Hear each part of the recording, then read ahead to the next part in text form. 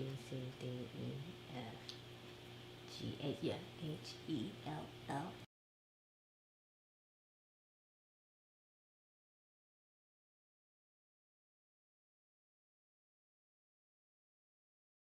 All of that. There we go.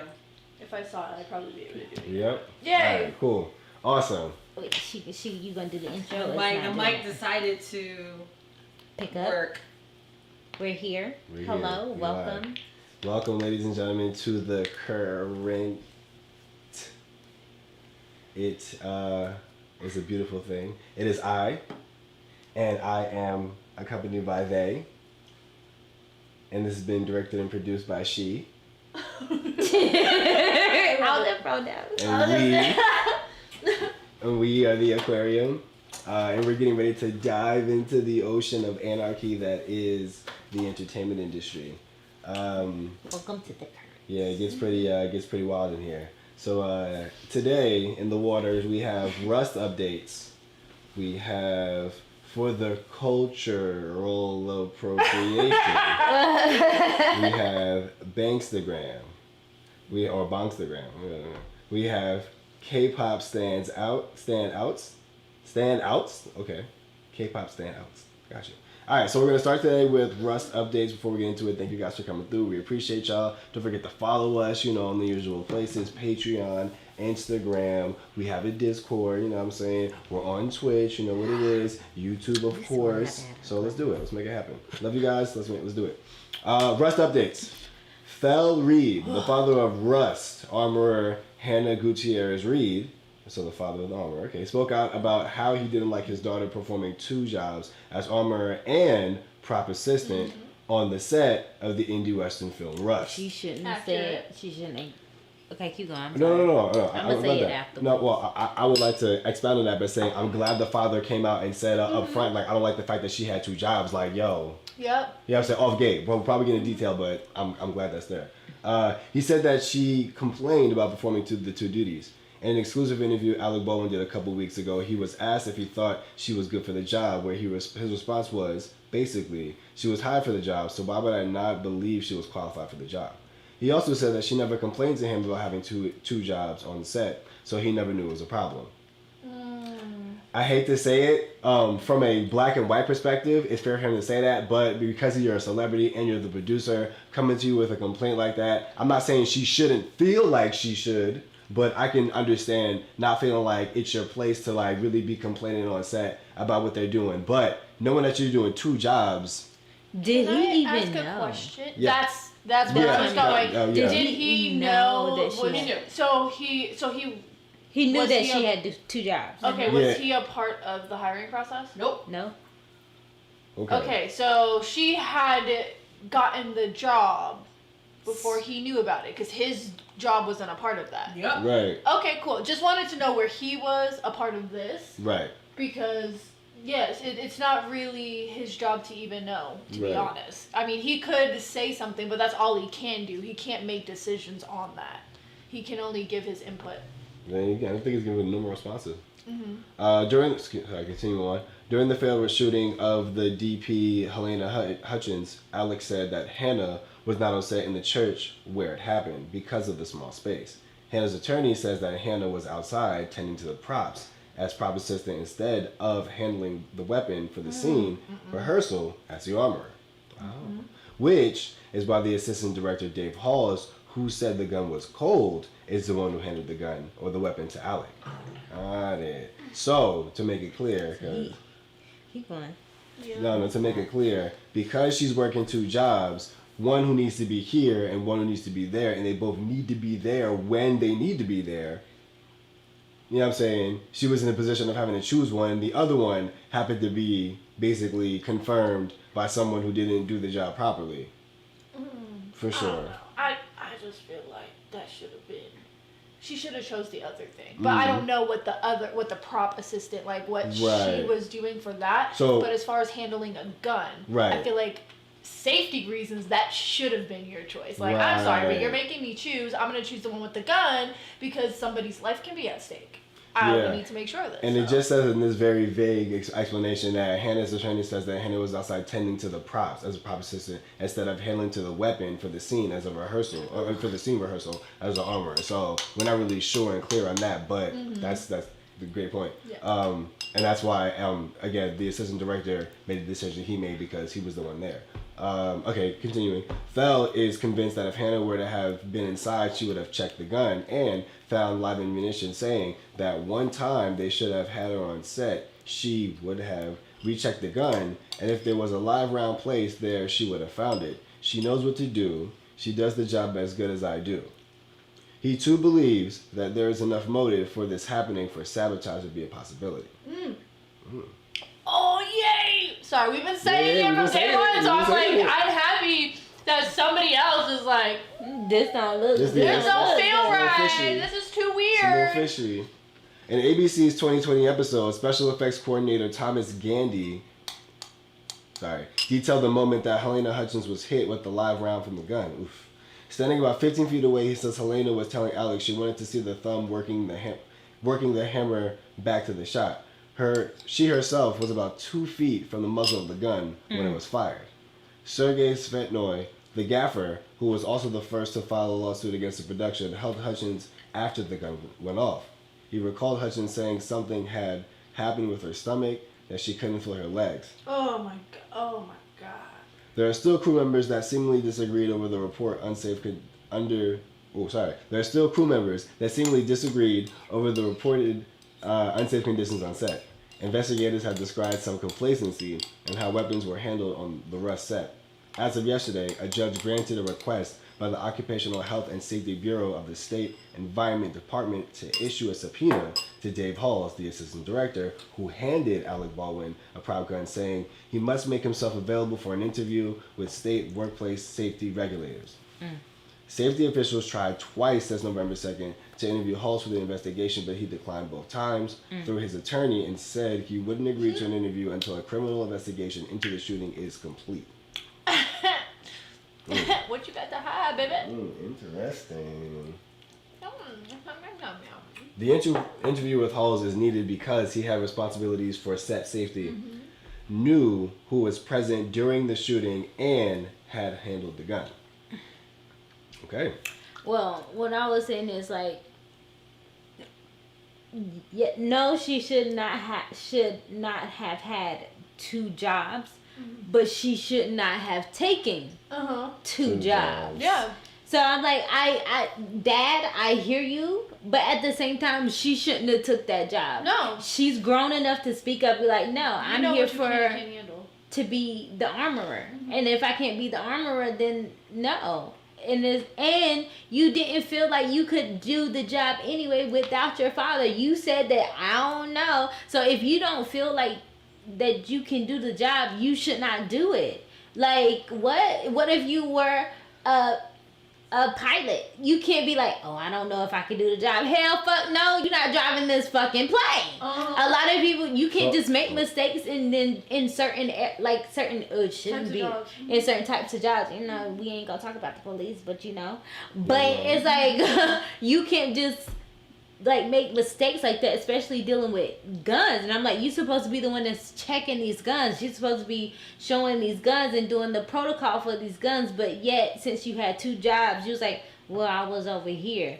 What you mean you was over here? You know, like what you do is what your dad did, which is train you to be an armorer. So why are you doing? He's a well-known armorer. How the hell? Did you like how you just gonna pick? Oh no, I'm in props. And even if it was like a double job situation where they kind of lace one job with the other job, like I feel like in that moment it should have been way more important to you to be on set for that scene rehearsal than anything else. We're doing rehearsal. Yes. You're the head armorer. We need you in that rehearsal. Like it's a safety thing. Exactly. It's a seniority thing, and then you're getting paid. This is your little job on paper thing. Like, but she was the assistant prop master. Yeah, props assistant. Yeah, she wasn't even. That's why it's like. So she was the head armorer, correct? And then you were an assistant. If you was assistant and you were head something else, it's like priorities. Right, that's because if I happen to have time. Yeah, Like, I've been on set to where like sometimes, you know, indie artists, it's like you have to do multiple jobs in there, because I've been a PA or a key PA and like just different, we all doing different jobs because it's a small group of us. But it's like, okay, I'm the head over this, so I'm gonna get this done, but if I have time to, I'll help you. I understand that if that was the case, but that's what it sounds like, because I'm like, if you are the head armorer, you should be doing that job over being an assistant to whatever over here. First. So I'm like, why wasn't she there? I get it, she should not have 2 jobs, but at the same time, she's grown. She shouldn't have taken 2 jobs, and she should have just dealt with her job. If there's any guns involved, she should have been there. Yeah. I'm sorry, but that is a sad excuse for an adult decision that you made to be with props. Like Shay said, you could have said no to the second job. Could have said no. And secondly, you made that decision. Like, even if somebody told you, oh, I need you in props, you tell them, but I'm an armorer. I got hired as an armorer, and my job is to make sure y'all are safe when this shit happens. So therefore, I'm gonna make sure y'all are safe. And that's what it is. So it's she still made the decision. Yeah. So for me, I'm sorry, but you complaining about having 2 jobs. Shay even said it herself. She's had multiple jobs being one person. So yes, but you took it, and you made a decision to be there as a prop assistant instead of being the armorer. Like, it's your main job. It should be your main job. So. But at the same time, I will say, I wonder how I lost the word. I wonder how, like, the environment was around her to where, like, can she even speak up for herself? Be like, if she was in that environment, to be like, no, I need to do this job. They was like, no, you're okay. Just stay over there. We gonna handle it. Walk out like the rest of them did. Right, but that's what it sounded like too. That's why the AD handled it, or the director's assistant handled it. It was like, so did y'all just tell her to stay at the props? Because that's what it sounded like. Oh, no, I got it. No. It's like, so. That's why they really want to interview David Hall. So I'm just like, because they're like, bro, you are the key to all of this. Oh, yeah. You're not saying definitely to blame. I just want her to be accountable for her actions. And that's why I'm like, even you are you above 18? If you're above 18 and you're not living in your parents' house, I feel like you can make decisions on your own. Well, again, like Shay was saying, it depends if they even let her make that decision. If she was like, hey, I want to be in here, and they're like, there's not enough space, and so we're just going to have the first AD do this. Walk out. That's what I'm saying. It's your fucking job. This is your reputation. If something happens, you are a part of it. Just like, keep going. No, so I was saying, on her behalf, she should have done something. Open your mouth. Even if you have no authority, even if you ain't shit to them, save yourself. Save yourself. Because nobody would have came and talked to her and would have thought of her as not a suspect, but as somebody who had any affiliation with any of that, if she would have just walked out or done something. Because maybe if she would have said something, maybe something would have happened. If not, because she ain't shit, because she's new, walk out. You would have had nothing to do with that. Had absolutely nothing to do with that. Yeah, because then you would have been like, yeah, well, I told him that I need to check the gun, but he was like, no. So I walked out. So I walked out. Right. And then he gave him the cold gun, and it fucked up. Yeah. Exactly. And he didn't let me check the gun. And she could have said that, and she would have been done. Yeah, exactly. And that's why I'm like, now you're creating an excuse saying, oh, but I was with props. I had 2 jobs. It was so hard with 2 jobs. Well, you should have said something. Exactly. Save your fucking self. If there's any time to be selfish, it's saving yourself in the industry, because everybody, most people in the industry are fucking selfish, and they save themselves. They keep themselves from being involved in shit like this. So save yourself, baby. You have a father who has been in the industry for years. How do you not know this? And he even said you know how to do this job. Exactly. So you done already came out and said, well, I don't know. I was a little and then took 2 jobs on top of being and I'm like, so you were already feeling weird about it from the beginning. So you should have went with your instincts. Exactly. Your intuition don't lie. No. We have women intuition first of all, and then we have regular intuition. We have that little notion. Yeah. It's a little extra situation on the side. You just got a little extra.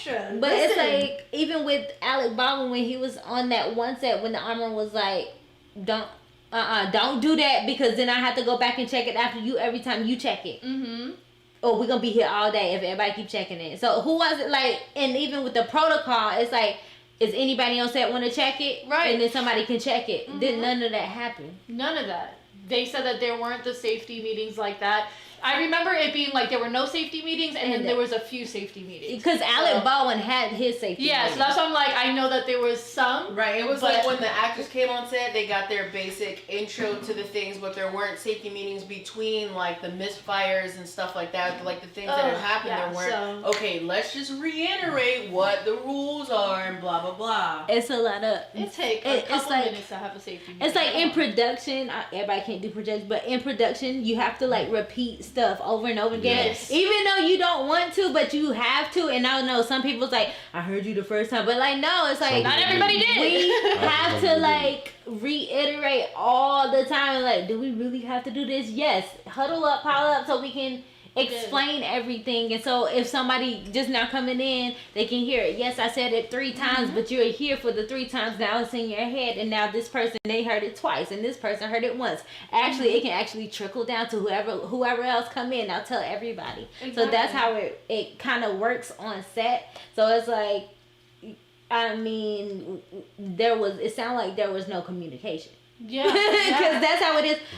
Can I go to crap? No, you cannot go to crap. Somebody else is coming to ask you the same question, especially if you're in a PA job. It's like, no, they're doing the shoot. No, they're doing the shoot. No, they're doing the shoot. It kind of gets like, but if you're in an industry, you kind of understand because everybody is everywhere. And you're not getting the same people. Exactly. The same questions. Exactly. So if you're not cut out for it, I had someone. And the only thing the investigators have said was that it seems like there was a bit of complacency on set when it came to gun safety. So it's just like everyone was like, yeah, you know, we're good. What's the worst that can happen? So we're not gonna do all the step by step checks and balances thing because you know we're good. Nothing. Blah blah blah. Like I can see like when you're working with a bunch of professionals. Pretty bad. I can see how some people can get complacent in what it is that they need to do because they're so confident in what it is that they do. Yeah, but you can't. I'm sorry, but when you're handling a weapon, you cannot. No one in their right fucking mind gets, whatever. Like, no. What? Are you kidding me? No. Are you kidding me? There are some new people. She was new. There's some new people that come into set. You can't get complacent because you got 20 years in the game. Homie, your assistant don't got 20 years in the game. You can't get complacent.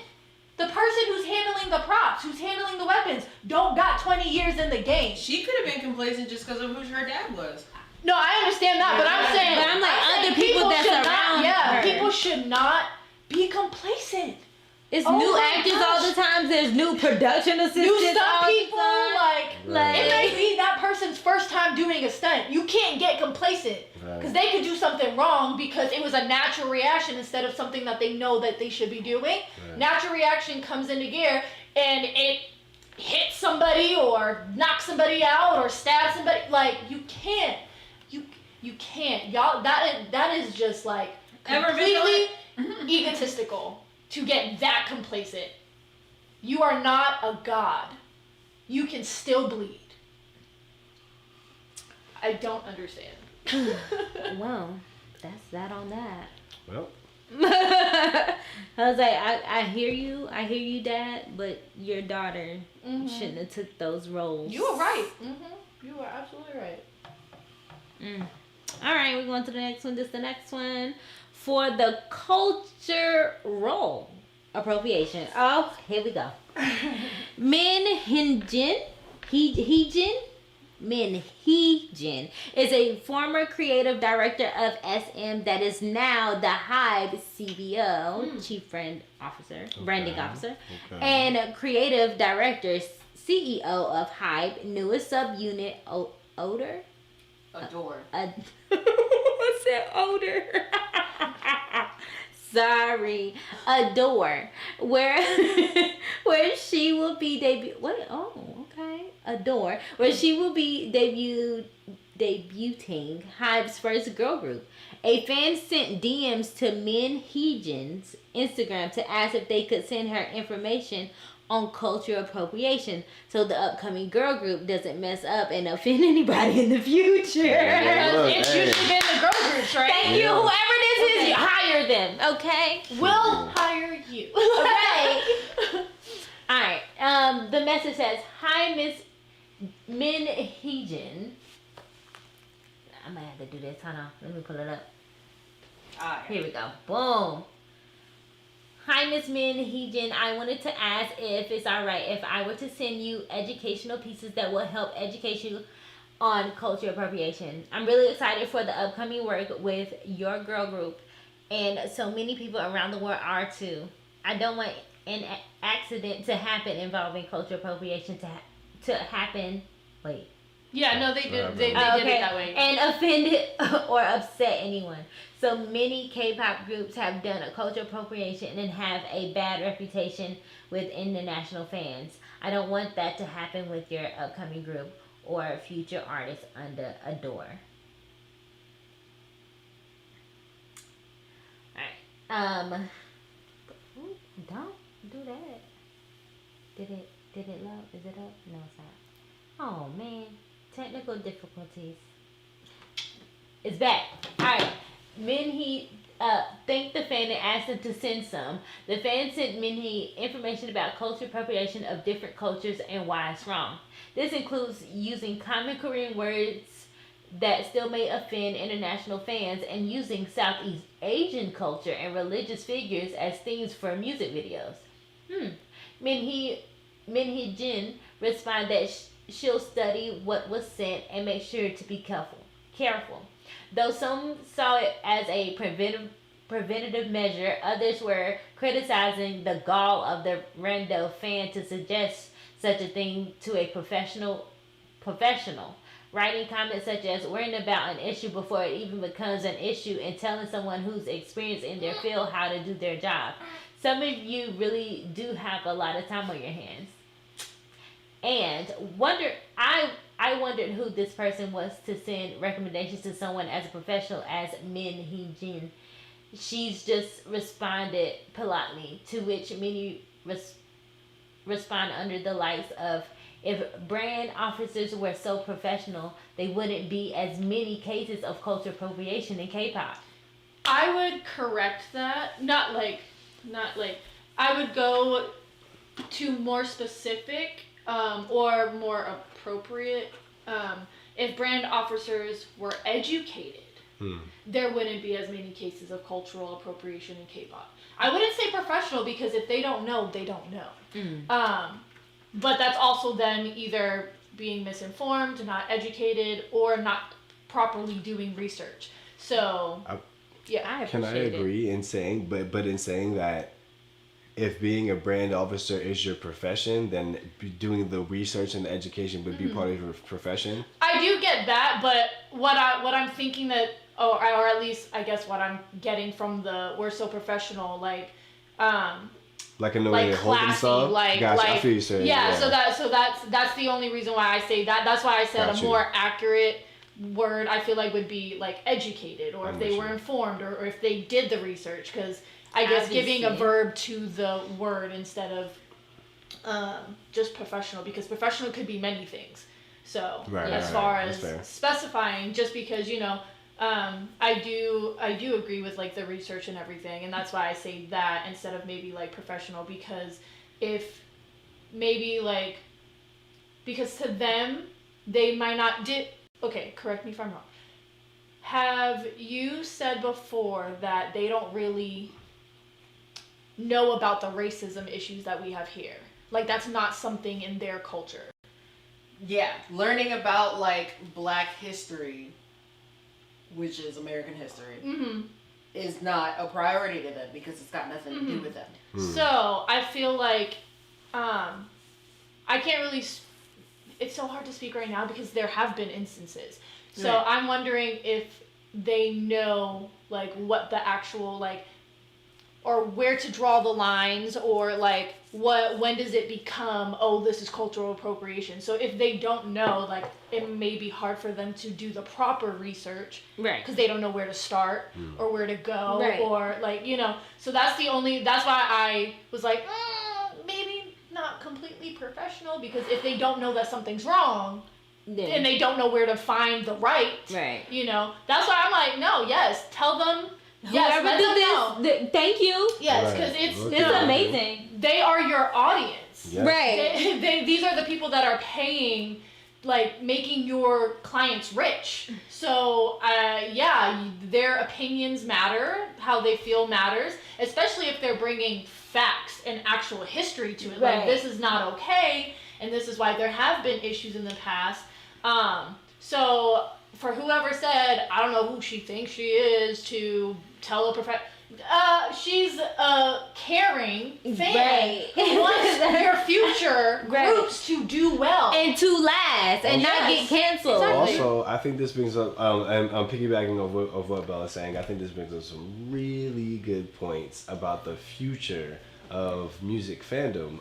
We all know that there are stands, there are groups, they're powerful in the sense that they can buy tickets, and you know, commerce and industry. We get that, but it shows that your average, possibly, saying maybe above average, but at least the mentality for the average child, maybe not child, but average listener to your fans. One, not only wants to see you succeed in this, in this industry, but two, they have the mind to see it. You know what I'm saying? Mm-hmm. Your average fan isn't just going to be I like the music because of the boops and bops. It's, I appreciate what y'all are doing for the community, for the world. You guys, and it's more than being just a musician now. Being an artist, being an idol, it's more than just making good music. You know what I'm saying? Mm-hmm. And that's becoming prevalent with the new generation. They're not settling just for, some cool dance moves and a cool beat, because we can do that by ourselves. Mm-hmm. You know what I'm saying? They understand there's a difference between a good performer and an idol, or or a good singer and an idol, or someone who's famous and someone who's an idol. They see the difference. And so if you guys are gonna make the next girl group, it could be the next group of idols. But that being said, we're trying to make sure that I feel like with all good intention, they're trying to at least get ahead of the idea of like, hey, like let's at least awesome. Let's at least not do this. And maybe it could have come off way more tactful, way more professional, or from someone of a higher status, so to speak. But because it's coming from, the common people in a sense, like I feel like this is like an honor. Like you haven't even really started the job yet, and they're hitting you up like, hey, before you get in there, we down here feel like just don't make these mistakes. So you're just like, who are you? Well, I'm just saying, bro. Like, what if they did? You're right, exactly. So I mean, like, if I could see her, or if I could get her Instagram right quick, I would say this. Boom. So I appreciate the notion, for real. Right, and then the person is just like worried about something before it happens. Yes, why would you want to like put out a fire that could have been prevented? Mm-hmm. Like, why are you worried about like chaos after the fact? See, why not be prepared? Right, be prepared. Someone didn't learn from 9/11, and it shows. So Kenya James says, for me, I understand that they aren't going to know everything on other cultures, but if you do commit cultural appropriation and people are trying to tell you about it, try to learn from it. Right. I agreed, and I did say that. My only thing is, I think about everything, not just what I'm feeling towards something. I think about how the other person's feeling, what they know, what they don't know, stuff like that. So, because I don't know them personally, I don't know the artist and I don't know their team. So, we've realized, or we've seen, for example, BTS, they just got their Instagrams or whatever, right? Big Hit was taking over their Instagrams and doing stuff like that or whatever and taking care of that. So some of them did not know how to be on Instagram when they got into it. So it's, if they're not really online and social media and stuff like that, how are they individually supposed to know that they did something wrong if their team is hiding it from them, or if their team will handle it, or so that's why I'm like, I think about everything. You don't know if these people actually know what's going on. If this is not something that they're being told, hey, this is not okay, this is what everybody's telling us, they're doing what their team is telling them to do. Right. So that's why I'm like, it just depends on where they are in their education about what racism is and was back in the day and stuff like that. Their communication with their team, their understanding of when they are being told something, if they know how to do that research. Because if the team is not doing the research, but they're like, hey, this was bad, that's all you're gonna tell me? Do you know why it was bad? Do you know what happened? Do you know what we're not supposed to do again? Like, there's so many different things. So that's why I said what I said, because there's just so many factors that I do not know, and I have questions, and it's hard for me to just be like, you're racist, or you don't give a fuck about the culture, or whatever, until I know what they truly feel and what they truly know and don't know. Then I can be like, all right, you don't fucking know, but this is where I educate you, and this is where I help you, so then you understand it and learn about it and can do more research if you need to. But I was gonna say also, at least to finish on my point, and that's a really good point, because when they have a job like the chief branding officer, even if you don't understand what that really truly means, or you don't know how to get in those circles to talk to these people on a personal level, it's gonna take some form of you getting through someone or something to talk to these folks, because they're busy, they got things to do. So again, like this is probably like the one chance you get to like kind of just put a bug in your ear. That's what I'm gonna do. So I feel like it's dope. I feel like because they are now coming to the U.S. and we are a melting pot of shit. It's like I would rather for them to be educated, and whoever the guy, whoever the fan that told me thank you, because if they come over here and do some bullshit on stage. Yeah, Americans petty. We're really childish. She handed success in their lap by giving them all that information. Yes, gave them the blueprint, because I'm like, because we're U.S. They don't give a fuck about nothing. We don't be shutting down. A lot of places didn't even shut down. We are all separated. Yeah. So the thing is, since they're coming over here to make their money, I would rather for them to know what's going on, know the history of where you're going, because it can just go left. It can go left. They can say something out the wall and be like, who this? Storm the stage, got your ass whipped. I don't know.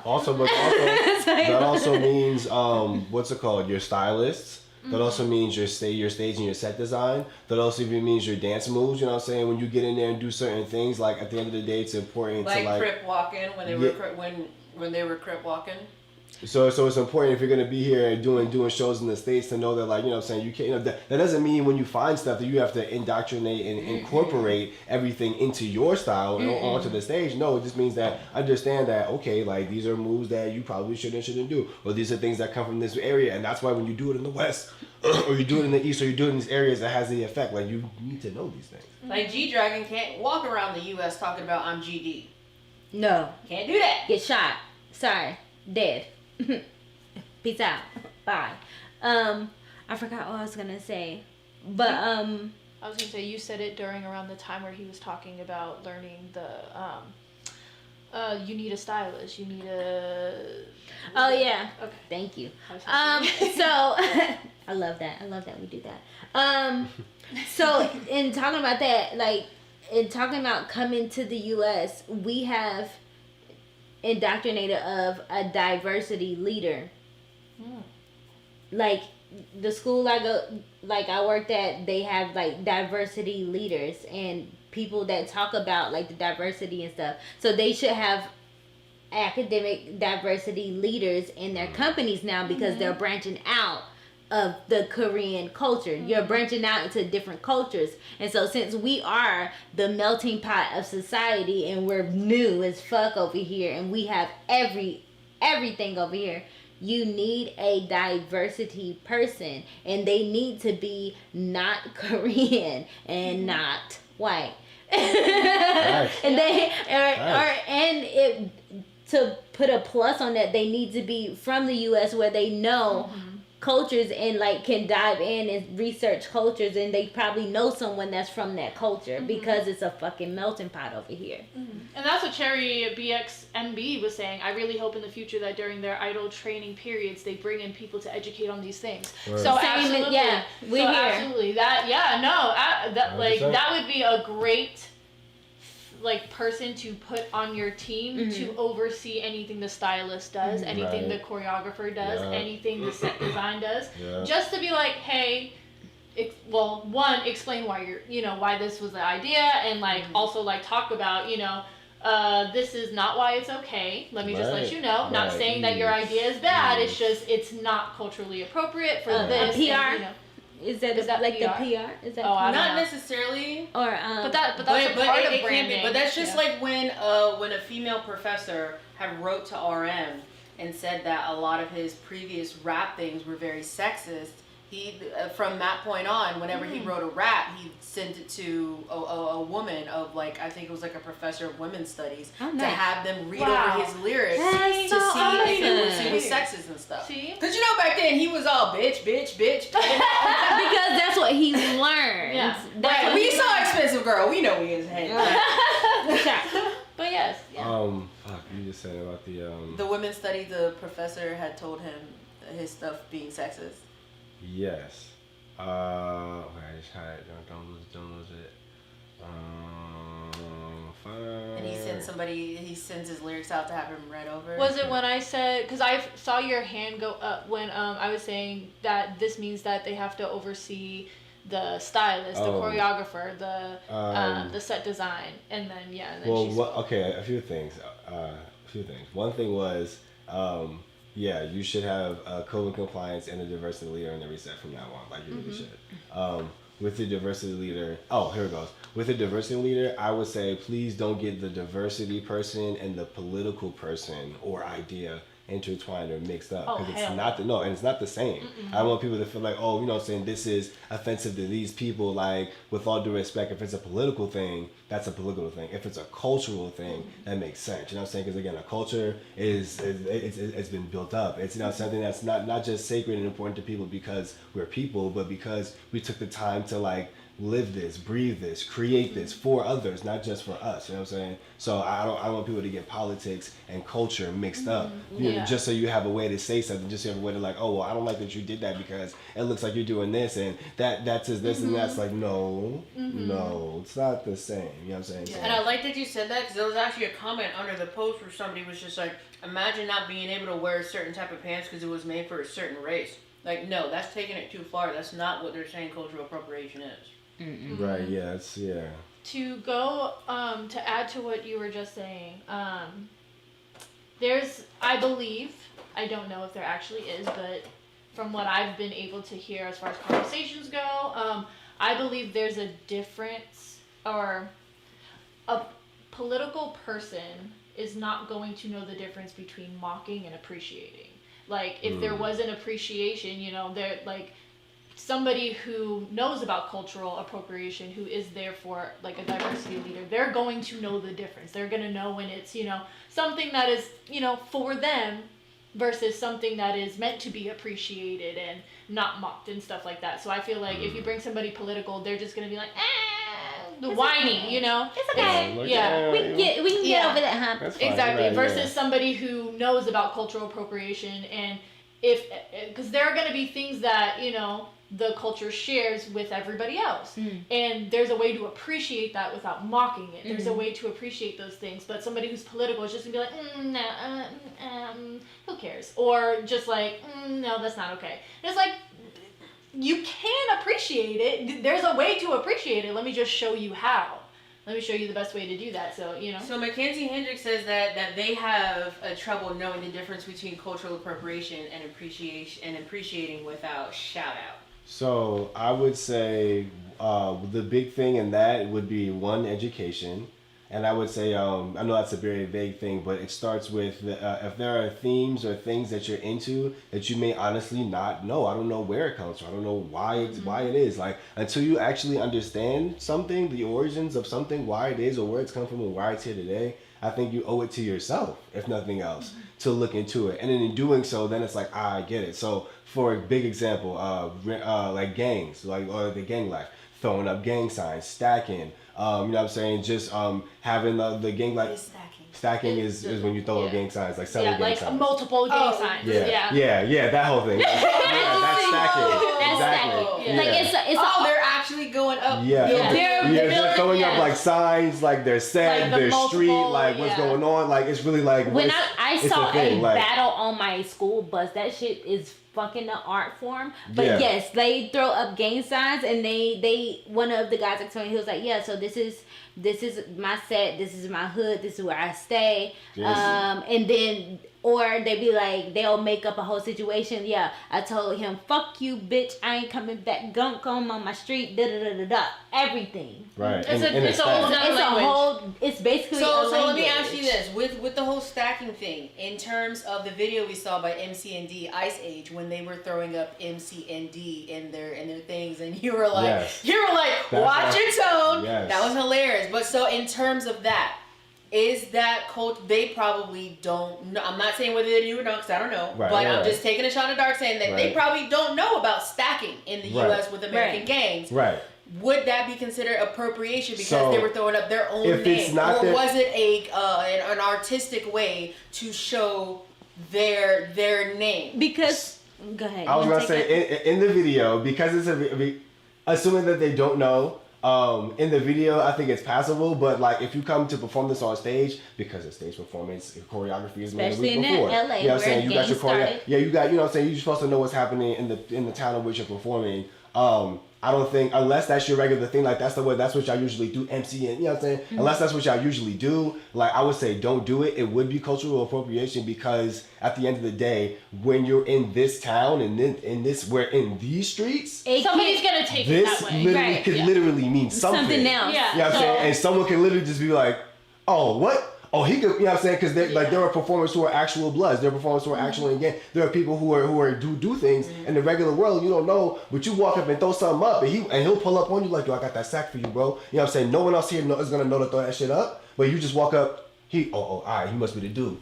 Okay, so You know what I'm saying? me personally, I think it comes to whoever made that decision and their intentions. If they were just like, oh, I think this would be a really good idea if you just like, spelled out the thing with their names and that's as deep as it went. Or if Right, they were I like, get hey, yo, so they like, we're like a gang and you guys are like gangs and I want y'all to do this like it's a gang sign. Like for me personally, it would Right. be the intention behind For why sure. they did Right. it. And at the same time, just like he was saying, it depends on where you're at. Because if you're on the East Coast, we got the A, like we throw up the A-Town, we throw up the fold for North Carolina. 3 for the B. Right, and it's like, The LAs. yeah, but East like Coast. with, if you just, because even like the Divine Nine, they have their hand symbols. Right. And as a dance crew, we had ours, and ours was this, but it was God like, forbid you threw up a Divine Nine sign and you weren't in one. yes, and you weren't you in get stumped and you get stumped the fuck out. Right, with ease. That's honestly is why I didn't join one because I'm like, y'all just like Y'all a gangs. gang. Yes, it's an Yeah, organized yeah, game. yeah. Yes, but they have benefits out the asshole. That's why they my friends.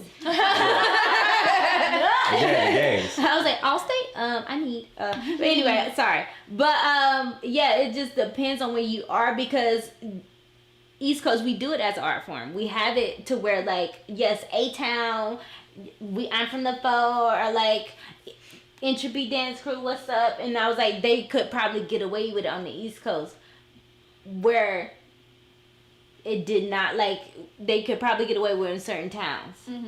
But on over here, Right. in the West Coast, where it could literally be life or death based off of what you hate, throw signs. Right. Yes. because it's still happening. Yes, Right. it's still a part of the culture. Right, So, and that's the thing. And I was just about to say that because the culture is still alive, it's still a Right. part of the culture. Because literally, when you get off that stage, if you walk down the wrong block, you know what I'm saying, and that one of them niggas happen to be in the concert, I don't care who you are, bro. I saw you throw that shit up on stage. I'm gonna rock you right here, or worse. You know what I'm saying? Give me what you got. Like, that's what it is. It's just street rules. So like at the end of the day, like it's important to be educated. The more educated you are in the town which you are, that's why having that diversity leader would help. It helps. At the end of the day, again, and it helps you connect with your people. You know what I'm saying? When you understand that, you know what I'm saying, oh, we're not going to do these things because because we're here. You know what I'm saying? So if you do throw on like a West Coast beat or something and y'all dance in a certain way, like people's just like, okay, we see what y'all did because y'all wasn't for the crip walk, but we see, oh, y'all did like a, you know what I'm saying? Like it forces us to be in a place where now you're connecting with us in a way where you're trying, you know what I'm saying? You know what I'm saying? Because again,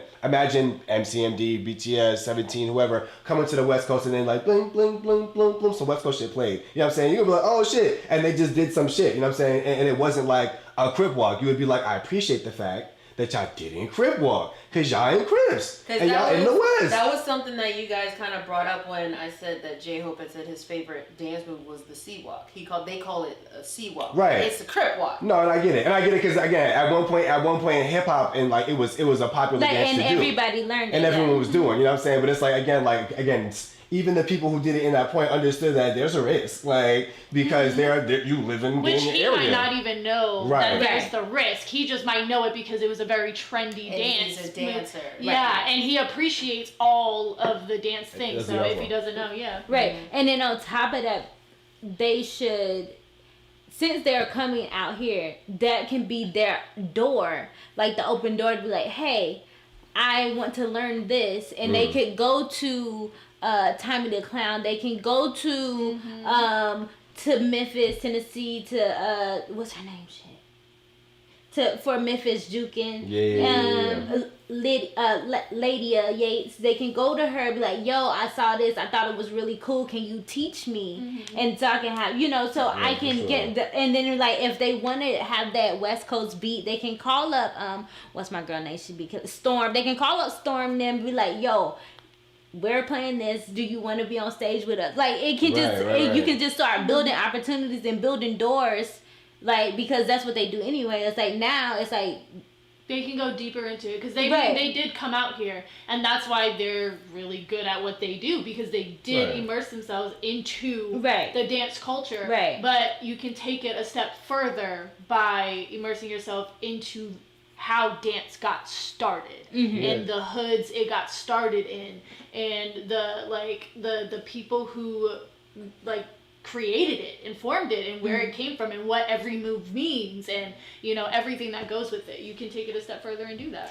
I was gonna say that reminds me of when we listened to that cover, the very few covers we listened to, when we listened to that cover of Sonic Silk's the Leave the Door Open song. And it was really bad. And Raw went off saying, it's just like, don't they know that black people literally had to go through this for decades in the music industry of white people taking their shit and turning it into this soulless recreation of what it was supposed to be. Right. And here you guys are doing it thinking, oh yeah, I'm just doing my own rendition of it. It's like, no, you're doing exactly what black artists have suffered for years of having their stuff taken away from them and then mayoed out. Yeah.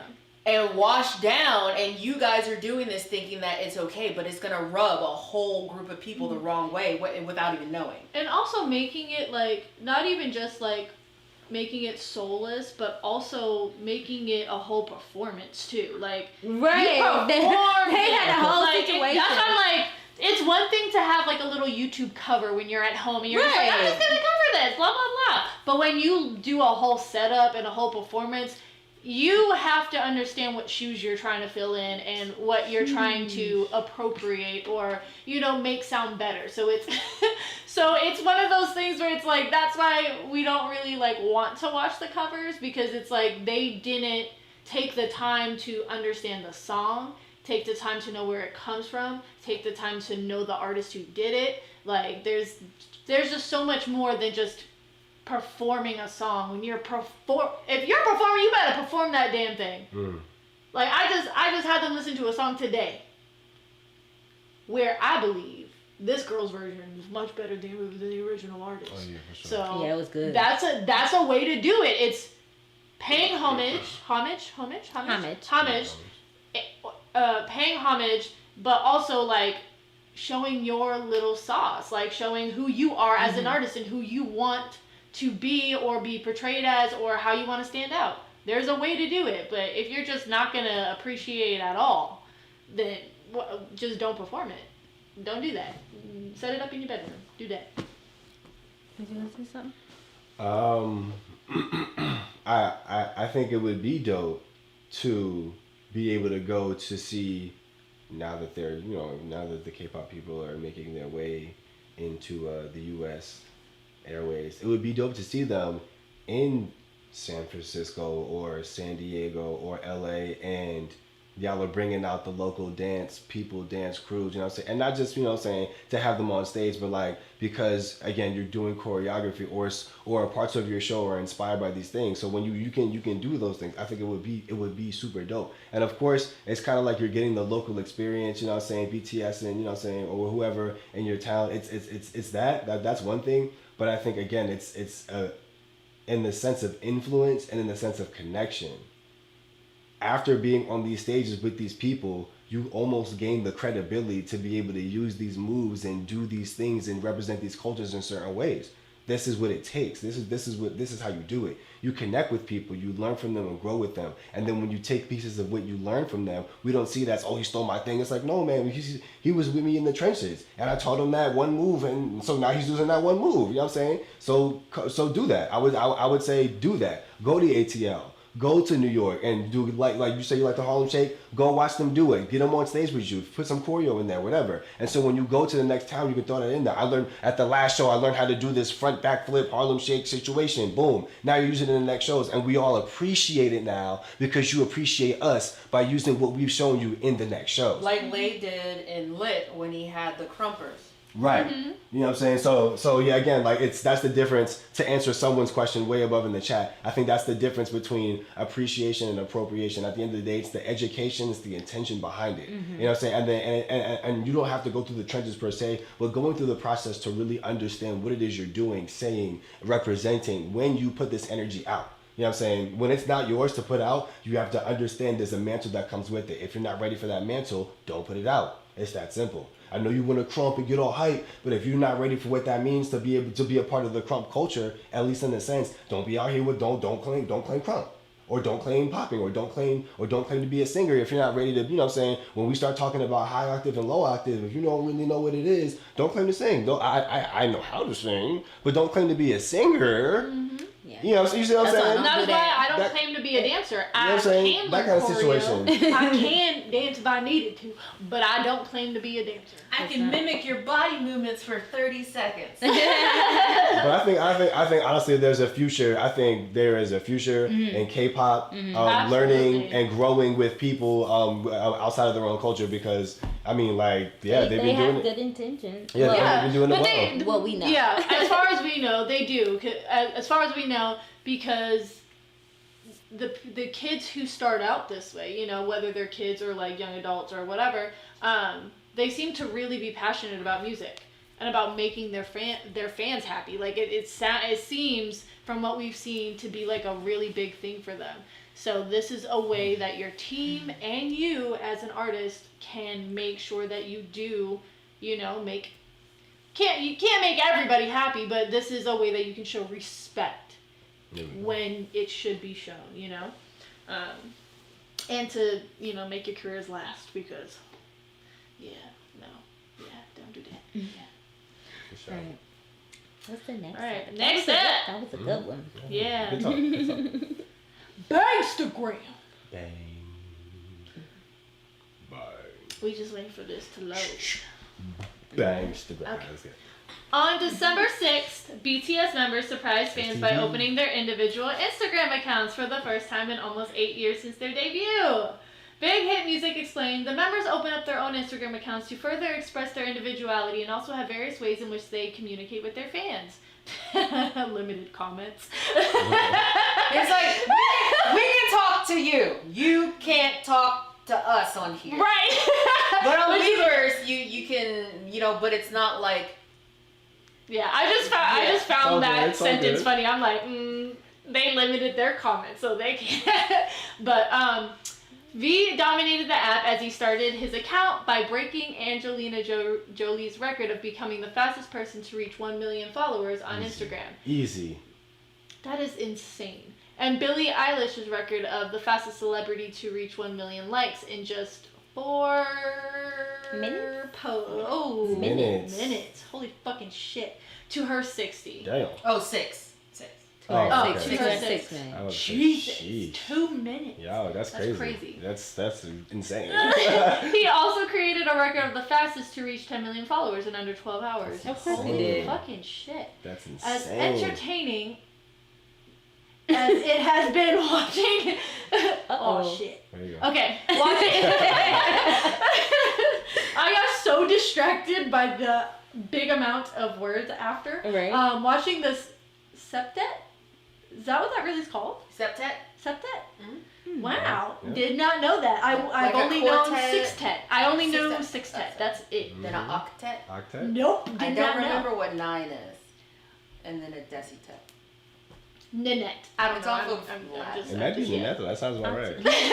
I'm making that up. We can look at that after. Find their bearings on the photo posting app. It has not come without its issues. Currently, all 7 members only follow each other and the company's official page. But how easy is it to accidentally follow someone from the very insistent recommended list feature on Instagram? Very. On December 7th, his first full day of exploring the app, V accidentally ended up following Blackpink's Jennie on Instagram. He unfollowed her right away and scurried over to Weverse, an app he's more comfortable with, to ask fans, is there a way to get rid of the recommended friends list here on this Insta thing? It's a scary app. Oh, you poor things. Some were very understanding of the mishap and even responded with their own experiences of finding out they were following random people they didn't know. However, irrational and toxic fans flocked to Jennie's Instagram to terrorize her account with slander and malicious comments like puke, coffin, and thumbs down emojis. Y'all are fucking weird. Wait, for what? Exactly. Wow. Despite it being V's mistake, Sheesh. some were posting how Jennie was trying to leech off V's success, or telling her it was a mistake and not to get her hopes up, or they didn't want her nasty post on his timeline. But he followed her. Yes, he didn't follow him. Imagine or maybe being, she did, but real talk though, like- imagine being the person knowing that V accidentally follows Jennie and then pulls up like, look bitch, it was a mistake. like, how are you gonna speak for him? That's bad funny. If he yo. wants to follow her, let him follow her. It's not your fucking business. Like really your phone like, yo, that's mad funny. I want to know what their thumbs look Oh like. my god, that's so funny. If I put the phone down. Right. You have no life. Oh my No. goodness, that is Clearly, wow. their life is V, so Don't get your they hopes don't up. even know who they are. Yeah, I don't Wow. want to track these people down. FBI investigation me. Please. Just People a never- side note, they put in the chat that Namjoon, that they heard Namjoon had to block a fan because she sent him beat samples. Hey, it's lit. And somebody was like, she thought it was her chance. I mean, it could have been though. She could have been the one. I mean, she shot her She shot. She shot her shot. and missed. She should I have mean, said. She Miss should have said her Cornell. best beat. She should have said her best beat and let it be. She should have Miss said her best beat Cornell. and let it be. Hey, she tried. If I was her, I'd listen I like, give her okay, props for all right. trying, because you'll never know unless you try. That part, I ain't mad at you, mommy. I am not mad. Honestly, I hope they put your name out so we can all listen to your beats. Like now you Right. now you made He it. might have just blocked you temporarily, like. They might be listening to the cut. Look, they Cause love they to be listen. listening over here. Look, they That's love why to follow your even account. The limited comment option is has a time limit. You can only do it for, I think it's like up to 30 days. So Oh, they're word? either gonna have to go in and redo Yeah, it, see, that's what I'm or like, people are just after just- 30 days, people are gonna be able to, or they have it a thing to You where can take the comments off. yeah, you can take the comments off altogether, but they want to be able to comment but just on each other's stuff. There are a lot of different things you can do. You can have it to be like, oh, people can only comment on your stuff if they followed you for 30 days or more. You know. That sounds like a Yeah, lot of work. there are a lot of different things you can do. So maybe they're just starting off with, Yeah, let's probably just get to like- know the app Yeah, first. that's what I feel like, and that's why I'm like, maybe he just blocked you for now because he's like, bro, I just got this Instagram. Fucking relax. Give me some time. I don't know. You never know. You could have been giving me a malicious, some, you know what I'm saying? Breaking and hacking my account. I hate it. Could have been hacking my account. Yo, once it got hacked, that's hilarious. Damn, I'm that dead. sucks. This naturally caused the Blackpink fan base, Blinks, to defend Jennie by returning fire. Stop. Funny. Haven't you ever heard the saying? Don't fuel fire but with fire? Oh, they whatever? usually say fight fire with fire. Oh, But no, they there's say another eye one, for an though. eye makes the whole world blind. Yes. That is not the saying that I was looking for. But sure! V, like the other 6 BTS members, have limited comment feature activated, meaning only certain accounts can leave comments on their posts. Right now, only BTS members can comment on any of on any of their profiles. So the new started fan war moved to Twitter. Blinks blaming V for his sample mistake, and ARMY trying to place blame on Jenny. Of course, not all fans were engaged in the moment of stupid, but it doesn't make either fandom look good. No, it really fucking doesn't. Come on, I thought it was just the Sasangs that were bad. No. No, I know, but It's like they have the Sasangs and then they have their fandom. I know, but from what I've been exposed to, because I don't do the research my damn self. Right. I only get exposed to things when Jelly shows me. That is it. So as far as I've seen, I've only seen Sasangs being the disrespectful, type of Crazy. yes. Whereas I didn't know that the rest of the ARMY be bullying each other. Oh. Yes. Like I didn't know that was a thing. What? Dang. What's it say in the comments? They said they were saying nah, because people were dragging Tay too and bringing up his grandma, but the whole shit was dumb and weird. Jenny didn't deserve that. People are weird. People are fucking weird. So V was grew up with his grandmother, and when he pretty much cried on stage for 20 minutes when he found out, because it was the same day he had to be on stage when he found out she had died. Oh, He was really, really close with his grandmother. Oh no, that one would have been canceled. Okay. Nah, show would have been canceled. Can't do this. yeah, it's no, just yes, and I agree. Look, both sides were wrong. Absolutely, both sides were wrong. The fans, absolutely. That's why I'm I just dang man. So Dream World, who is who says they are an ARMY, said ARMY are bullies. They don't even talk to other armies. Come on! We've been on the brand side. We've been James Corden'd before. Right, lucky though. It is what it is. We know what their defensive and unnecessarily offensive side of the fandom is, and people like to say, well, not all of them. It's yes, but they're the ones that are representing you right now. Right, if they're the ones making the most noise, getting the most backlash, you have to listen. This is the way the world works. Yeah. That's why people can get canceled so fucking quickly, because you can do amazing things, but you do one fucked up thing, your whole life is over. It's just here he is literally accidentally following a female, and you're behaving like this. What's gonna happen when you find out he's y'all not gonna a be virgin? so mad. When you gonna find out when he starts, so mad at my future. dipping his magic stick into females? Y'all gonna be real mad because there ain't nothing you can do about it. Because he's a grown ass man. He probably already doing it. That's why I said he's not a virgin. I don't know their life, but I've seen there was a It's just distinct dumb. way his hips moved at a certain point in time in his life. Okay, guys. Not this. Well, This for me. what's the next one? Alright, let's get into the Yeah. final topic of today. Men. K-pop That's funny. standouts. Recently, a netizen created a post titled, "There isn't any talent that stands out from the fourth generation," Ooh. explaining that there aren't any idols who really stand out in the fourth generation. They then proceeded to list who they feel were standout stars of each generation, singing, rap, and dance, naming people like Rain, Boa and Gen 1, IU, Hyolyn, Taemin, G-Dragon, J-Park, and CL in Gen 2, and Kai, J-Hope, Yugyeom, Seulgi, Lisa, RM, Suga, Jenny, Baekhyun, and Day 6 for Gen 3. They said for Gen 4, there are a lot of teams that do not have specific positions and there aren't members who have clear outstanding talent in a specific area. But they all are all good overall. Okay. Okay. Got you. Here. Kind of like that conversation we were having a few months ago about how Beyonce is not What are you talking what did I say, Beyonce? Oh, we were having a conversation earlier about someone doesn't really have a song or something. What was a song? The girl that's under Beyonce. Chloe? Ellie? Yes. Oh. Yes. Oh, Haley. Haley? That's the one. She don't have a song. Is that what you're saying? No. The oldest one that she doesn't Oh, have yeah. that it song like it's hot right now. Oh, the but in the Mercy or future. whatever. Oh, we're still waiting for like her get her Dangerously in Love. Yeah. Crazy in Love. Yeah, because Or Crazy you in can. Love. Everybody knows Crazy in Love. Your mama, your brother, your sister, your cousin. It's the horns. Right. That's why I like it. It's the horns. Yeah. Which is based off of a 70s song. Exactly.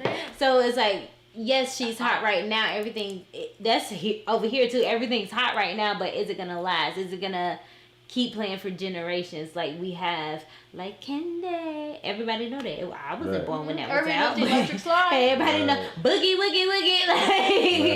Like, we know. We just know like certain songs. It just lasts forever. They're timeless. And so like Like how Sojin and the boys are so Tajin and the boys of like K-pop are like that's like their like timeless things. So right. Like, when you play it, everybody knows who it is. Right. And so they saying like these are the people in their generations like, oh yeah, they're gonna be legends.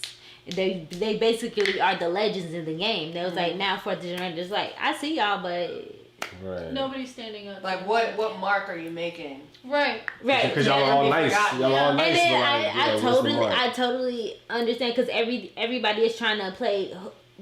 Okay, what's hot right now game. Yes. And everything sounds the same. Yes. And when was it last year? Everybody was on like the Caribbean island tip. It was Alicia Keys came out with something. Drake came out with something. Everybody just kept coming out with that. It was the same beat, and that's what's happening with music right now. Everything is And everybody was on the Spanish kick for a while. Everyone Right. was doing something with Pitbull. Or, right. Yes. They was like, oh, let me. Kick. Yeah. Right. And so now it's like and then now you have TikTok, so it's like, all right, so I need to sound like this so I can my music can da da da.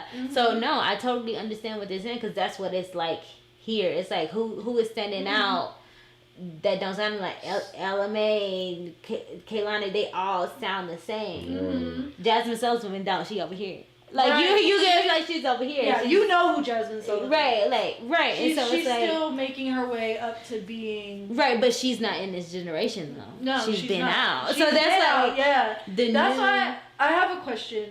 Just so I mean, not like I know a lot of groups or anything. When does fourth generation start? I think because we talked about this last time. It was like 2016, 2017, 2018. Yeah. I think it was closer to 2017, 18. Because I'm just trying to think of who we've listened to where. So it'd be TXT and HYBE, not. Oh, so like all the baby stuff. So NCT I don't know about Stray Kids. Dream. NCT Dream because they're younger. Or any of like Monsta X or ATEEZ, or is that their generation? No, they've been out. They've been out? Okay, I don't know this, so that's why I'm asking. Yeah, Monsta X and ATEEZ, they're third gen. Third gen? Okay. That's why I'm asking, just so I know. No, who's who. Because who, yeah. ITZY, Stray, and Stray Kids, yeah. Okay, Yeah. so nobody's breaking the rules right now. Nobody's like, because I know that Stray Kids, they're the ones that people call noisy, because of what they do. They do something a little bit different. So I feel like they stand out, at least to me. But they're third gen, so now I'm understanding, like, it seems like the groups in fourth gen may be like trying to make their name to get in, and maybe that's when, like, after some time in the thing, maybe they'll try out new things or like try to add experimental stuff. Because I mean, even TXT now, like, they have a little bit of a different sound. They're moving to like a rockish. Yeah, kind of so vibe. they're changing a little bit. Like, they still have like pop, but it's like alternative rock pop.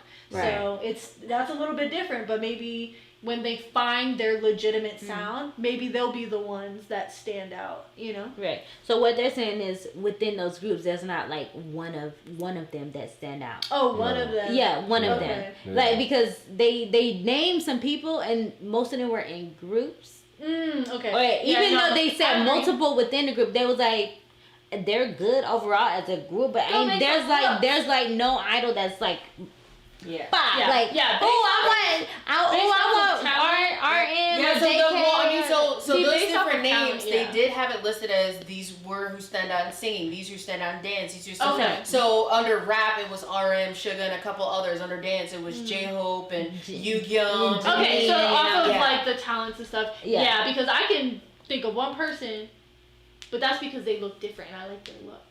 But that's looks. It's not a talent. Yeah. So. All right, moving on. Just real quick, some stuff in the chats. Uh-huh.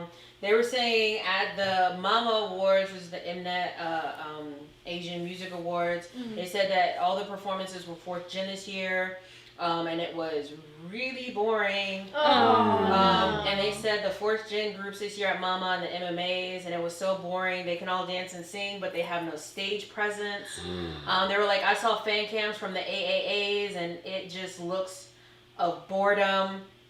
I see every single award show this year because no 2nd Gen or no 3rd Gen was there. The award shows were so boring. None of the idols have stage presence because it was only 4th Gen idols. Damn. Oh no. Wow. Seems like 4th Gen got some work to do. Yeah, they're And then you got big shoes to fill. I'm not gonna lie. They was because it seemed like don't get me, I don't know it, but it seems like they was just pushing out groups. And they was just trying to like get more people in because they are trying to make a name while sounding the same. 4th Gen is boring to me because they all sound the same with the same concept, you know. But Dream World did say that ITZY's Mama performance was the only one that stood out, and they're basically saying that ITZY is the one group out of 4th Gen that seems to be catching people's attention. Yeah, we liked them. Yeah. I remember us liking them. And I think also like you're in a time It was ITZY. You're in a time where, since we already have the conversation about how your choreography can differ because of the access to the certain choreographies and certain cultures during this time of COVID.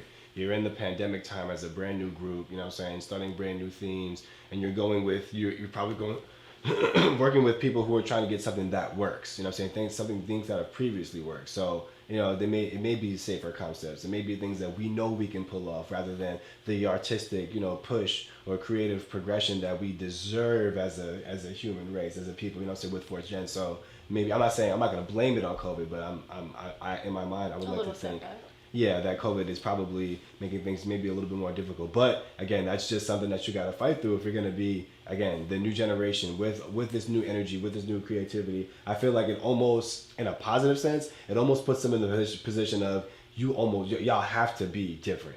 Y'all have to change it up. Y'all can no longer do what you see in front of you. Y'all gotta educate. Because if you do, then we're gonna say it's cheesy or it's not enough because we're directly comparing you to them because that's what you're watching. Now you guys gonna have to do your own thing. Not just educate, but evolve. Yes, and evolve. And it goes beyond their visual concepts. It's like what me and Malik say all the time with this whole K-pop build-up thing. Yeah. We've had the K-pop build-up for a good while now. It wasn't always a K-pop build-up, and we can move on from the K-pop build-up. You can evolve and change the music that it is. That's you don't have to do. You don't have to do this cookie cutter. This is what K-pop is supposed to sound like. Like that's something that, for instance, Stray Kids is doing. You know, to where it doesn't all sound the same. To where I can literally I can listen to the song and I know when the bridge is gonna come in. I know when the K-pop buildup is gonna come in. I know when the beat is gonna drop, and I know what it's gonna sound like. To where I know what the entire song sounds like. The only thing that's different is what you guys are wearing, or is what you guys are wearing, and maybe the moves that you guys are doing. But I can listen to every song and it's the same length and everything hits the beats at the exact same time. And that's how you create culture, by creating those differences. At the end of the day, when you think about hip hop and rap, for example, like we started with the hippie to the hoppy, now we're like we had to go through so many steps to get from this to that. You know what I'm saying? There's so many sound kits that are only 80s exclusive, 90s exclusive. You can only hear certain 808s after the year 2000 plus. You know, so you hear a sound, oh, is that a Drake song? How would you know that? Oh, because that one sound, you only hear those instruments when he's about to start crying on the track. These are things that you, seriously though, you only hear these sounds because, again, at some point someone was like, okay, this is cool, but everyone's doing it. What's the next thing? What's the next thing? You know what I'm saying? But again, that goes with education. Go and get to evolution. But going on top of that, because when you were saying, what did you say? You were saying, dang. Sound Kids, 90s. No. Before that, it was because y'all like went back and forth. So it was before Jelly said her thing. You were talking about like the education. Okay. Going with that, because that's also, and you also mentioned, well, we also talked about like how COVID was a thing. There we go. With that, that's probably why a lot of the groups, because I know we're speaking about individuals, but just like generally putting it as groups, that's why they all not look alike, but like when they do their things, it all looks the same, it feels the same, it sounds the same, because they're not, either they're not taking the initiative to get the education, like for like culture or, dance or music or, stuff like that, like being willing to evolve and having access. Because COVID, even though COVID was just last year and, this year still, I do feel like that did not help the situation because for fourth gen being such, they're all fairly new and they're all still going through their training and still doing whatever they're doing, not having that access doesn't help. So they are going by a template of what works to get themselves out there. So that's probably why, nobody's standing out, because also when you do get the education, you learn you. You start to connect with things. You start to, like, oh, I don't connect with this. I don't really want to do this. That's how people, especially like, for example, with dance culture, you learn where it comes from, you learn why the move is what it is or what it's supposed to say, and stuff like that. And then you practice, you learn your body, you learn what feels good to you, and then you create your own motion. You create your own sauce. You create, who you are as an artist. And I feel like none of them are doing that yet. And that's why nobody stands out. Because they're just, I'm going to do what is safe to do. Right, I'm going to do what they say works. They're telling me to do this, I'm going to do this. So until they learn their bodies, they learn their artistry, they learn their voices, they learn how they love to express themselves, nobody's going to stand out. So I feel like that's something that they have to work on in order, they have to go through that journey in order for that to happen. And I feel like those groups are just branded for Korea. Yeah, I feel like as far as now, the older generation, they over here with us. Exactly. And so like they're getting more culture than they're probably pushing that agenda for now. Right. Until they make the big noise, and then they're like, all right, now we can do. Yeah. Start sending y'all out and switching it up and stuff. But for now, we need something that's going to be solid in Korea, and it's going to have to be the fourth gen. Yeah, because because like they said, a lot of the second and third gen that are usually there weren't even there, let alone performing. Damn, like BTS was here. And even if they got to Korea in time for it, they had to quarantine for 10 days. So they're going to miss it anyway. Yeah. So, in the chat before we move on with the rest of the story, they're saying fourth gen looks bored when performing. No. It's just like there's no passion when they perform. They don't look like they're having fun. Fourth gen groups at that was Dream World, Jin the Princess, also fourth gen groups at award shows don't look like they're having fun. They just sit there because they're scared they'll get in a dating scandal, so they just sit there and look awkward. Oh my god. That's you sad. Can't live. No. That's worse than having a posse that want to turn up and you don't want to turn up. Damn. Oh my gosh, you can't even be yourself. You're too scared. The pop-off posse. Yeah, but okay. All right, so continuing on. There were responses against the posts that said, "I feel only second generation fans say stuff like this," and I bet when the fifth generation comes out, they'll compliment the fourth generation and say similar things about the fifth.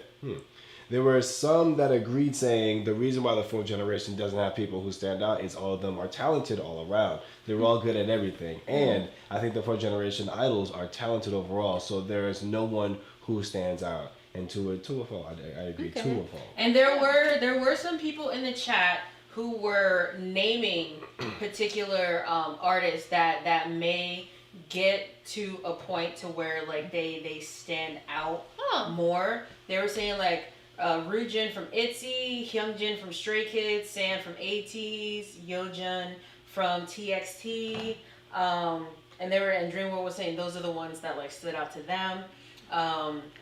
And so they were saying Yuna from ITZY as well. So right now ITZY seems like there's a lot of like ITZY lovers, or at least ITZY itself, or their members there. And they said Chae-Yang from ITZY as well. So it seems like ITZY. Yeonjun is the one that I was talking about. The one with the mouth? Yeah, that stands out. But there's one person that I feel like stands out, but it's because of looks. He has a very I'm like, that's what stands out to me, but it's not because of performance. It's because I really like his face. And as far as like when it comes to like vocals, anybody who has a deep voice is gonna stand out to me. So. Yeah.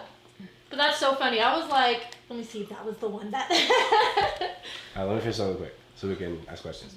With what little we know of the whole history of K-pop, do you think the situation comes from the talent bar being high and everyone meeting that bar? So there is no one of few idols that stand out? Or is it likely that, less than popular opinion, that there are no significant pioneers in the development of K-pop that are making them stand out? I feel like they're not there yet. Yeah. I feel like they still have a lot of out. Like even if it's been a few years, because we said 2016, 2017, I remember Jelly saying some people are in training for years. So like some like give them some time. They still have growing up to do. They still have life experiences that they need to have. They're still figuring out who they are. Like there are people our age still figuring out who they are. Like, and they're being put into an industry where anything you do or say can make or break you. So that's a lot of pressure for one little person. Like we heard RM's music before they start popping.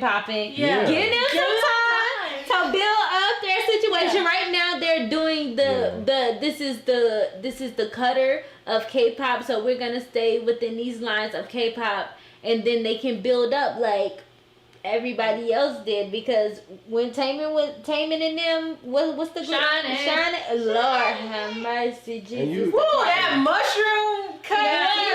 Everybody has to start from somewhere. So yes, right now they are gonna sound the same because they're just now starting out. But let them start growing and maturing and learning about themselves, what about their love, what genre they like to listen to, and all that stuff, and go through some shit. They'll come through. I think it's a very, very important thing to note that it's called fourth generation for a reason. We're not even in their generation yet. So whatever expectations that people really have for fourth generation right now is kind of unfounded and unrealistic. You know what I'm saying? First gen, second gen, you know what I'm saying? Third gen, fourth gen, like fourth gen is not there. I say like 2026 and up is when we're going to see fourth gen blossom, because we're not even there yet. We're still like in the wake of third gen. Yeah. We're in the wake of they're popping. Third gen. We're in the wave of that bitch right now. Like what? You can't not name anyone from third gen. 17, NCT, BTS. BOA just came out with a new album. You know what I'm saying? Like literally third gen. First gen. Third gen is fire. Yeah, first gen's not done yet, because second and for sure third gen has been so successful in this time. You know what I'm saying? Like, I'm not saying fourth gen doesn't have a time, but yes, there's a high bar, but fourth gen I'm not saying it's not their thing. Yes, there's a high bar, but fourth gen is not even really their time to really get out here. Like, by the time the next Olympics come is when you can really start seeing fourth gen I'm telling y'all, we have time. They have time. It's not with all due respect, it's not like a independent rap career where you come up and like you may have 2 years, like, you know what I'm saying, 2 years, bro. In that 2 years you can pop. Nah, it's like if these groups are really gonna be out here and have the people behind them, They still, yeah, exactly. Tweet memes that 4th gen train less, more from survival shows, and they're under the pressure of the profitable 3rd gen groups. I was gonna say 4th gen has a different pressure. They're not just coming in like, I wake up every day and I want to be a K-pop. No, it's like some of them are like, yo, I was like training, COVID happened, 2 people got kicked out, and now I'm in a 4th gen group. Like boom, boom, boom. Like it's, you know what I mean. So give people time to adjust, like to life itself. You know what I'm saying? To grow up, they have to like grow up in this. Yeah. Like 4th gen idols, they look up to is 3rd gen, and they're just now popping. So I'm like, and well, I'm not just saying aren't that. they young? Heck, wait.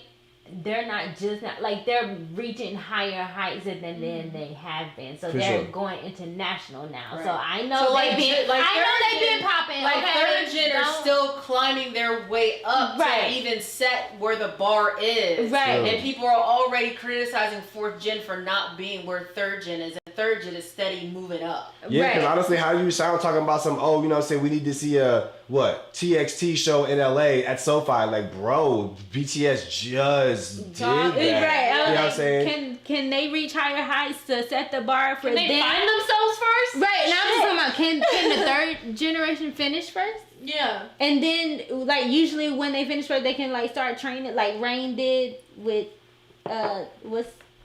in HYBE, like Rain did with the... Oh, yeah, for the show. You're right.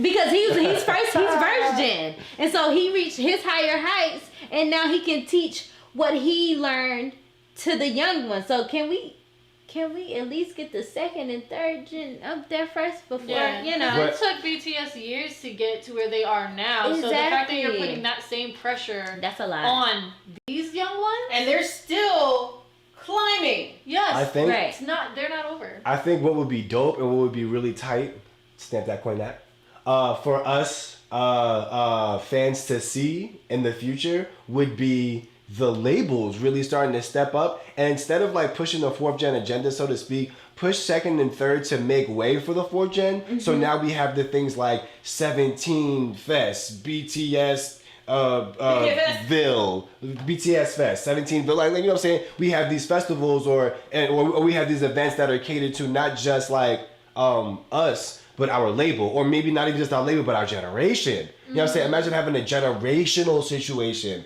Like, I don't think I've ever heard of a concert being like instead of it just being like a Def Jam label, it's the whole generation. If they were signed after this time, then like they should be at this concert type deal. That's kind of like they're not friends. Huh? The companies aren't friends like that. No, well, I get it. What I'm just saying though, like again, like as the 4th generation comes through, it would be dope to see that kind of mentality begin to develop, because we're making a way for the 4th generation to do new things. We're not, you know what I'm saying? If international's on the plate, then let's not push them to be international. 3rd's already doing that. Let's push 3rd to be in Antarctica. Once we've done shows in Antarctica, then we can start pushing 4th to be in space. You see what I'm saying? Let's not push the 4th to be where 3rd is.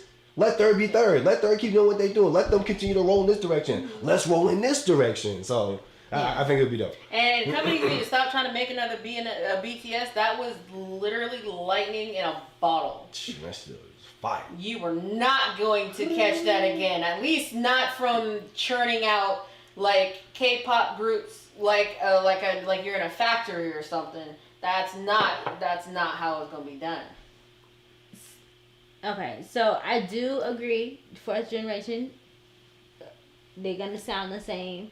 They're gonna, be the same right now, at this moment right now. So I do understand that, because that's how our music is right now too. Everybody sound the same. Everybody produce the same thing. Like I was like, exactly. So it's like they're doing what the populace likes, and so that's what's gonna happen. So yes, it might be just a little boring because they sound the same. But give them time.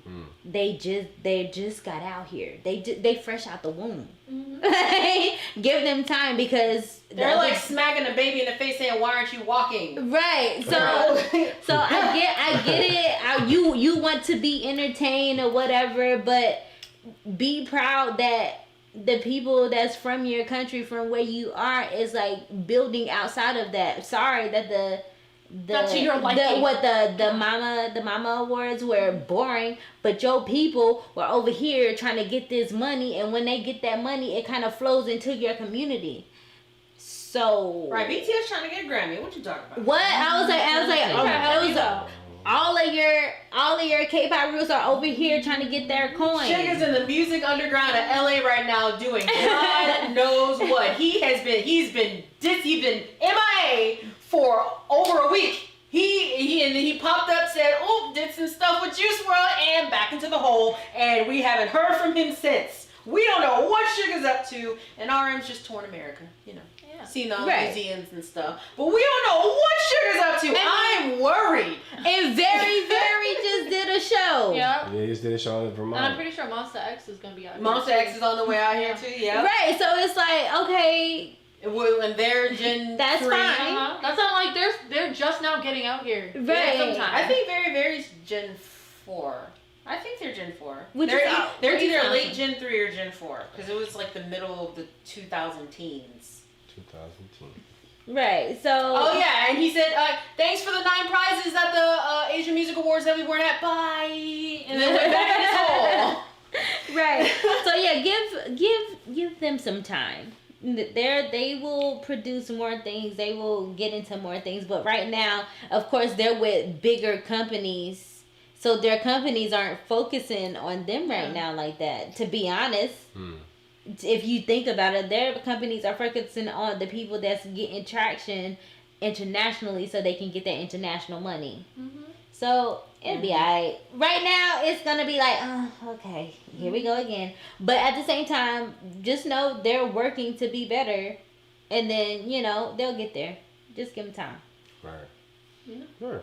Well, that has been our current topics for the day and shows for the day. We talked about it. We talked about our topics of Rust updates. For the cultural appropriation, BANGSTAGRAM, and K-pop standouts. We're now going to open up the Shark Tank, ladies and gentlemen. If you have not been here for the Shark Tank, this is our space so you can talk freely, ask questions, any suggestions, anything that you want to go over. Freely and respectfully, please. Freely and respectfully. And if you're not respectful, we're going to call you out. We will. Don't you retract them messages. Right. You better keep them up there. But yeah, it's good. Getting drunk and watching jazz up. I'm here for it. Oh yeah, Been working on that trumpet. Right. Wait, who's He's learning the trumpet. who's V. Tavion? V. Okay. Yeah. I was like, y'all using first names, and I'm like, I don't know. Oh, did you enjoy your birthday? Oh yes, I did enjoy my birthday. It was great. What'd you do? Tell them.